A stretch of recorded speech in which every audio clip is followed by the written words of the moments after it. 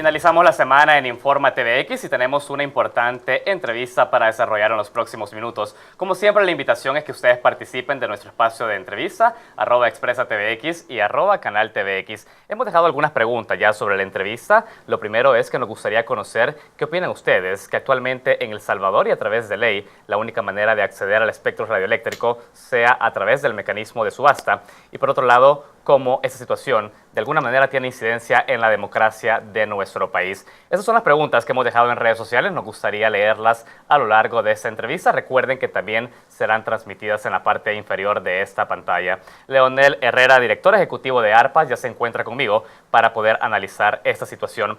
Antes, quiero que hagamos un contexto de la entrevista para saber de qué estamos hablando. Y es que la Superintendencia de Electricidad y Telecomunicaciones, entidad reguladora de las frecuencias radioeléctricas en nuestro país, presentó recientemente un informe sobre la distribución del espectro de radio y televisión, en el que se destaca que un 94% se encuentra en propiedad de privados y solo un 6% en propiedad del Estado.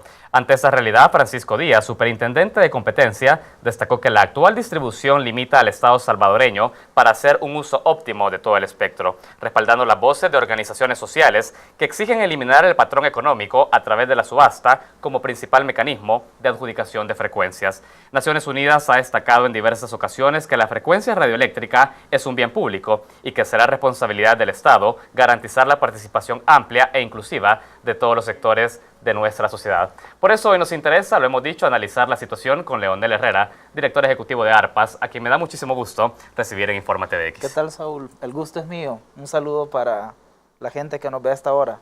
Buenísimo. Queremos analizar, ya lo hemos dicho, un escenario en el que la CIGED dice 94% del espectro en propiedad de manos privadas y un 6% en propiedad del Estado.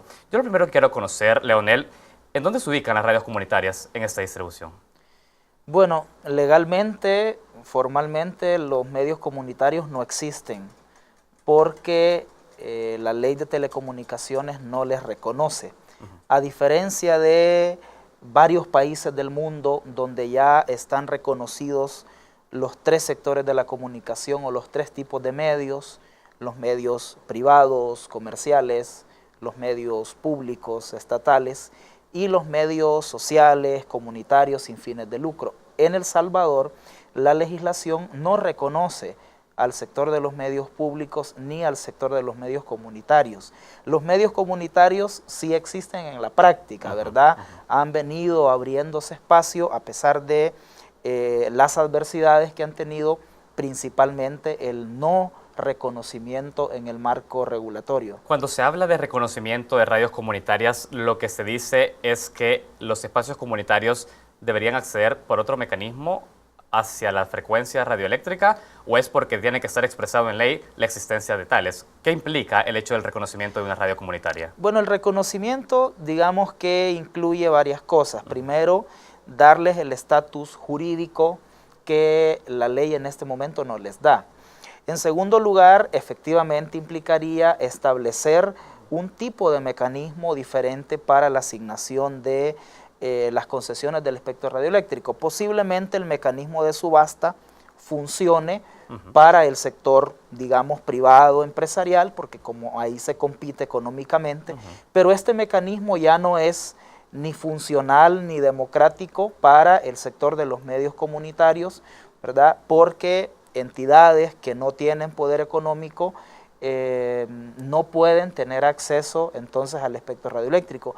Por eso es que este mecanismo de la subasta, Saúl, se ha venido progresivamente eliminando en la mayoría de países y se han venido creando mecanismos diferenciados, ¿verdad? Que establece un mecanismo para los privados, donde el factor económico es importante, para los públicos, mecanismos de asignación directa. Que como está actualmente en la ley.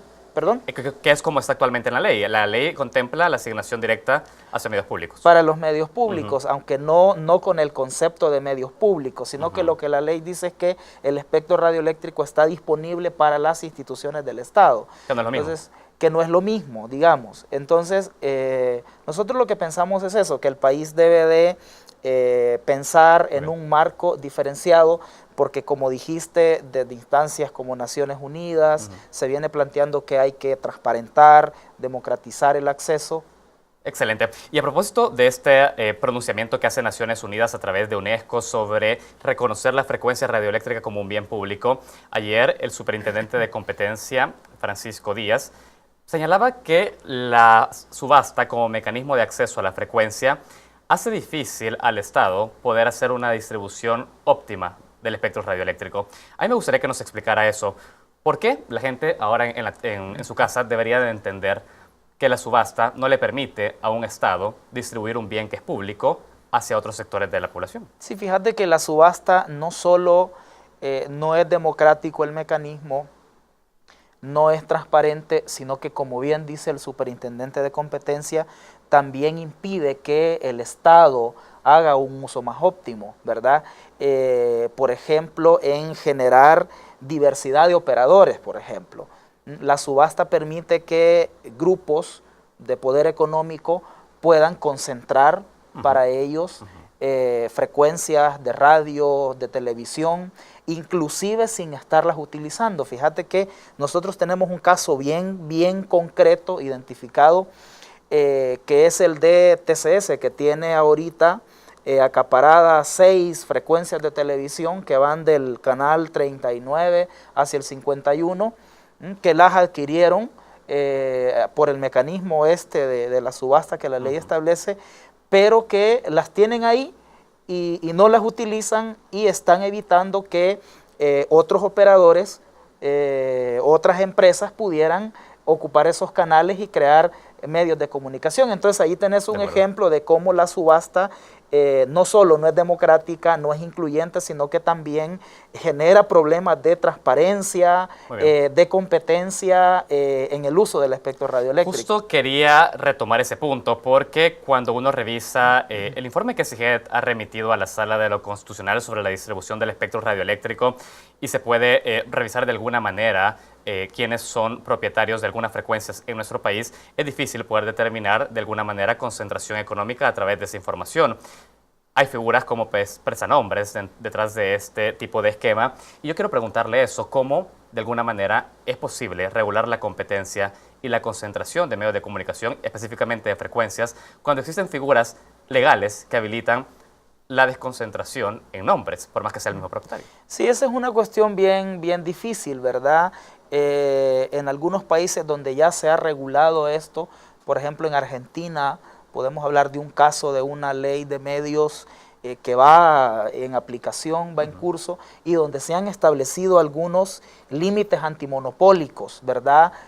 Para contrarrestar la concentración. Se establece que una misma persona natural o jurídica no puede tener más de X cantidad de concesiones. Entonces el Estado puede implementar ese tipo de medidas. De hecho, también son recomendadas estas medidas de instancias como la Relatoría de Libertad de Expresión de la OEA, que plantea que los estados deben de regular con leyes antimonopólicas también el ámbito de las comunicaciones. ¿Eso implica meterse más en profundidad sobre quienes están prestando su nombre respecto a determinados propietarios? Sí, digamos, tratar de crear figuras que impidan la concentración y que de alguna manera fiscalicen ese tipo de prácticas, uso de prestanombres, porque efectivamente es así. Si tú revisas el cuadro de la CIGED, del cuadro de concesiones, hay un montón de nombres y hasta prestanombres.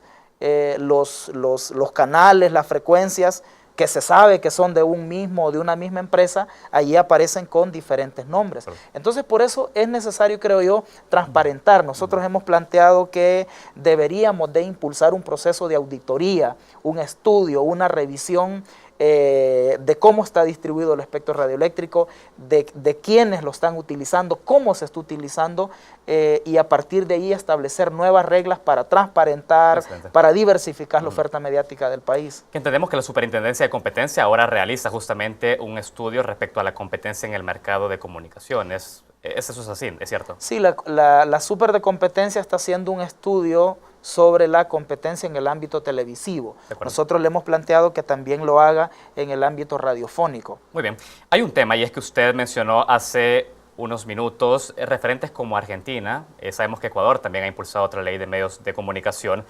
Y es importante posicionar en estos momentos que la discusión sobre medios no es exclusiva de El Salvador. En América Latina se está impulsando. A ver, alguien se pregunta, si yo tengo dinero como medio privado, ¿por qué tendría que ser mala la subasta si tenemos la capacidad económica para poder competir? Sin embargo, hay medios comunitarios y también hay medios públicos que no entrarían en esta modalidad. ¿Qué está pasando en esos países? ¿Cómo se está distribuyendo el espectro que no sea por la subasta en medios comunitarios y en medios públicos? Fíjate que en América Latina está tomando mucha fuerza el ampliar la democracia también a través de la construcción de modelos de medios de comunicación más plurales y más diversos. Porque la democracia tiene un componente deliberativo que consiste en que todos los ciudadanos y ciudadanas tengan posibilidades de participar en el debate público, que sus intereses, sus opiniones cuenten en la construcción de lo público. Entonces una democracia, para ampliarla, no solo necesita de que tenga un sistema electoral transparente, que haya libre participación de la gente, sino que también que tenga un modelo mediático lo más plural, lo más diverso posible. Entonces, esa fórmula nos la da la UNESCO cuando habla de que lo que debe existir en un país es una gama de medios privados, de medios públicos y de medios comunitarios. Entonces, estas legislaciones, ¿verdad? No se trata de que regulemos acá los medios como se regula en Argentina, sino que, digamos, el criterio universal es que se busca que haya la mayor diversidad y la mayor pluralidad de medios. Entonces, se crean marcos normativos para los privados, formas de funcionamiento, de otorgación de concesiones para los públicos y para los comunitarios también. Normalmente para los comunitarios se establecen mecanismos de concurso público, donde lo que se verifica es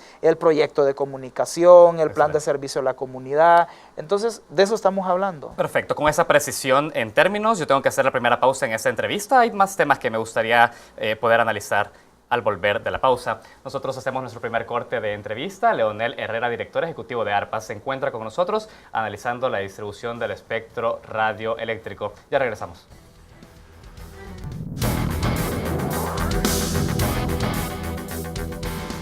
Continuamos con la entrevista de Informa TVX. Leonel Herrera, director ejecutivo de ARPA, se encuentra con nosotros analizando la distribución del espectro radioeléctrico. Hablábamos hace algunos minutos, Leonel, sobre el informe de CIGED, que habla que un 94% del espectro se encuentra en propiedad de manos, privadas específicamente, y un 6% en propiedad del Estado. Ya hace usted un análisis sobre la necesidad de incorporar otros mecanismos para el acceso a medios comunitarios y públicos. Yo quiero referirme a lo siguiente, y es que en el mismo informe que la CIGED remitió a la Sala de lo Constitucional, se señala que ya se ha asignado el 100% de frecuencias, tanto en el AM como en el FM, y eso de alguna manera vendría a poner en discusión un pronunciamiento que ARPAS ha tenido en el pasado, decir que todavía hay espacio en el espectro de radio. ¿Cómo analiza esta situación? 100% asignado, dice. Sí, fíjate que el informe de CIGED es interesante por varias razones.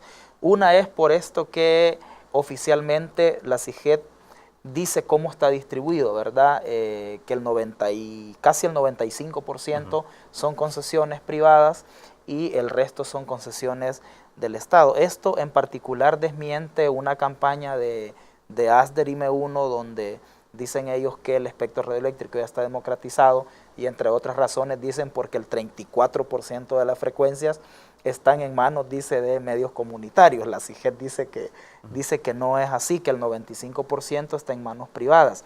Sobre estos otros datos de la cantidad de frecuencias asignadas, para el caso de televisión es interesante. Por ejemplo, la CIGED dice que el 47% del espectro televisivo está disponible.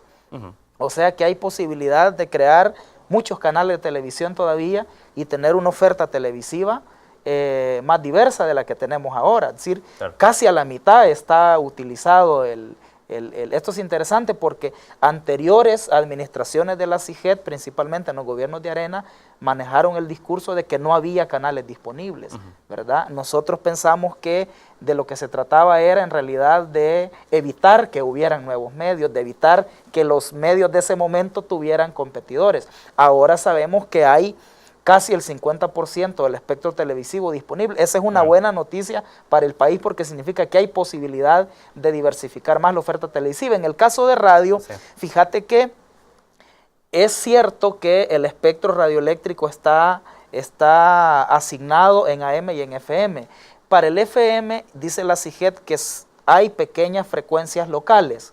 O sea, no hay frecuencias de cobertura nacional, pero sí en los territorios hay frecuencias todavía disponibles. Por eso creemos nosotros que es factible dar concesiones para medios comunitarios en algunos territorios. Sin embargo, hay que aclarar lo siguiente. Fíjate que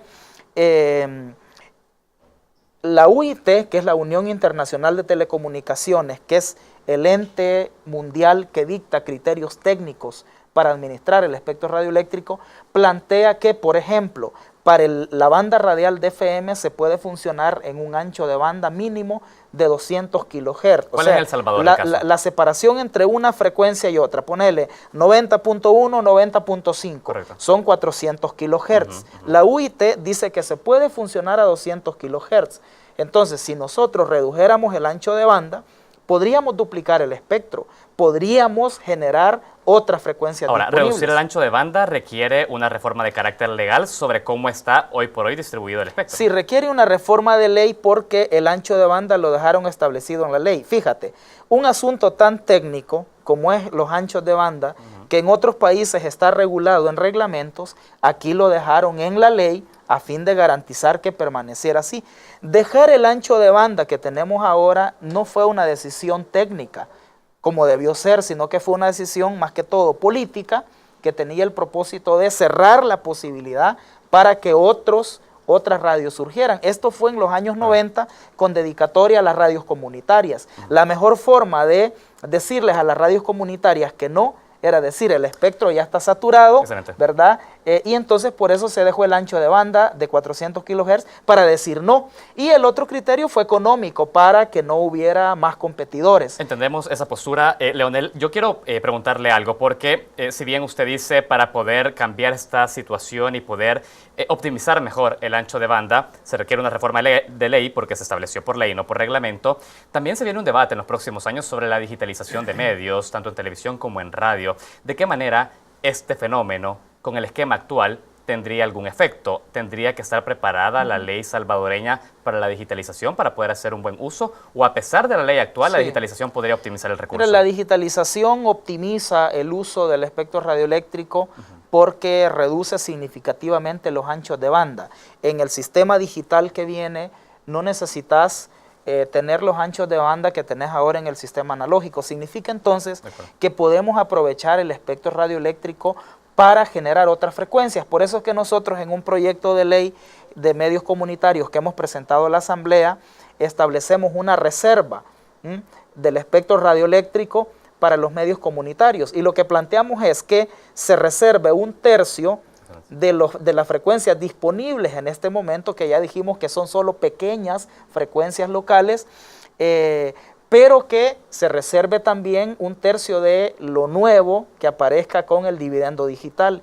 Entonces, eso lo aclaro porque se ha querido manipular diciendo que cuando nosotros hablamos de una reserva, que vamos a expropiarle frecuencias a las personas que ya las tienen asignadas. No es cierto. Entonces, se refiere a lo disponible de ahora, que es poquito, pero que va a ser más cuando entremos al proceso de digitalización. Ahora, es necesario actualizar la ley. No nos podemos ir a la digitalización con la ley de telecomunicaciones vigente, que no reconoce a los comunitarios ni a los públicos, que establece la subasta como único mecanismo, que no establece ningún límite antimonopólico para contrarrestar la concentración mediática. Hay que hacer una ley democrática para que la digitalización no sea una amenaza de mayor concentración, sino una oportunidad para tener un modelo mediático más diverso y más plural. Y con esa aclaración, Leonel Herrera, ha sido importante para nosotros conocer su opinión sobre la distribución del espectro radioeléctrico actual, a la luz también de esos informes que han sido generados tanto por CIGET y en opinión también del superintendente de competencia. Para nosotros es importante esta opinión sobre radios comunitarias. Le agradezco su tiempo. Muchas gracias. A la orden. También a ustedes les agradecemos que están pendientes de esta entrevista. Nosotros tenemos aún más para informarle. Me comenta que en estos momentos ya nos acompaña al teléfono Miguel Ángel Cardosa, magistrado propietario del Tribunal Supremo Electoral, con quien conoceremos la actualidad sobre el desarrollo del escrutinio definitivo. Magistrado Cardosa, bienvenido a Informa TVX. Gracias, Saúl. Buenas tardes. Muy amable.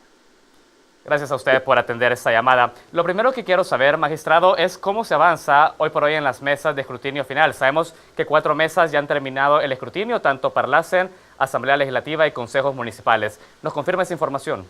Efectivamente, ya ustedes pueden ver en nuestra página web cómo está subiendo la información a partir de que las mesas van consolidando en cada una de las elecciones, haciendo unos consolidados municipales y firman el acta.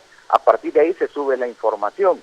Hemos avanzado bastante, ya prácticamente hemos entrado a diputados nacionales y estamos algunas mesas ya entrando a consejos municipales. Ahora con Parlacen estamos ya en la parte final, estamos trabajando los consolidados. En las mesas y ya con los consolidados nosotros tendremos la oportunidad de ver qué actas están quedando pendientes y de acuerdo a las actas que queden pendientes, este tribunal estará tomando decisión sobre su apertura o no para definir qué ocurre en cada caso. Excelente, magistrado, nos queda clara esa información. Otra pregunta que quiero hacerle es lo siguiente. En los últimos días hemos escuchado a diferentes partidos políticos respecto a su postura en cuanto a la claridad en algunas actas con inconsistencias. ¿Este tema ha generado retrasos en las mesas de escrutinio o se ha logrado avanzar a pesar de esas diferencias que ahora se mantienen entre partidos políticos? O sea, cuando ya hay diferencias que no las puede manejar la mesa porque es evidente que el acta tiene inconsistencias, ellos trabajan para cerrar su consolidado y nos mandan el acta y ahí nos establecen cuáles son las actas de JRB que tienen problemas, que esa es la que nosotros vamos a definir si se resuelve o es necesario abrirlas para estudiarlas. ¿Aún no se ha tomado una decisión unánime sobre esto? Estamos en ese tema ahorita porque estamos esperando definir el universo completo de, en el caso Parlacen, para poder cerrar el acta de Parlacen, de qué o de cuántas actas estamos hablando y de qué casos son. Ya con este universo que se está cerrando este día estaríamos tomando decisión nosotros para crear ese mecanismo. Excelente. Magistrado, por último, yo quiero conocer la opinión sobre lo siguiente, y es que conocemos que el Tribunal Supremo Electoral tiene un compromiso contractual con CIFCO que termina este domingo y que estaría generando también el traslado del centro de procesamiento final hacia otro lugar. ¿Esto es cierto o cómo se está actuando ante esta contingencia? Bueno, vamos manejando esa situación conforme las mesas van terminando.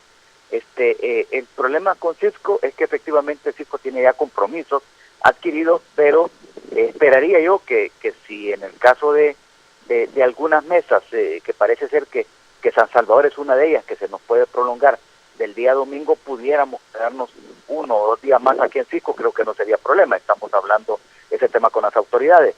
Pero el resto de juntas, de las personas que vienen de fuera de San Salvador, que además les estamos cubriendo su habitación, en ese caso nosotros esperamos terminar el domingo, que sábado en la noche y domingo al mediodía es el último momento que tenemos nosotros para cerrar los hoteles. Entonces esperaríamos que logremos cerrar las demás mesas y quedarnos solamente con San Salvador. San Salvador no les estamos cubriendo hotel porque residen aquí en la ciudad.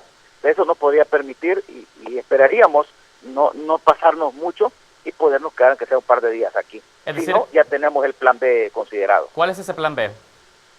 Pudiera ser movernos a instalaciones como las del tribunal, tenemos las instalaciones donde se reúne el organismo colegiado, o incluso la DOE pudiera ser una opción. Excelente, magistrado Miguel Ángel Cardosa, magistrado propietario del Tribunal Supremo Electoral. Es importante para este espacio de noticias poder actualizar esta información que se genera en el desarrollo de ese escrutinio final. Le agradezco su tiempo. Gracias, buenas tardes, muy amable. Buenas tardes. Gracias a ustedes también que siguen pendientes de Informa TVX. Hacemos una pausa, ya regresamos.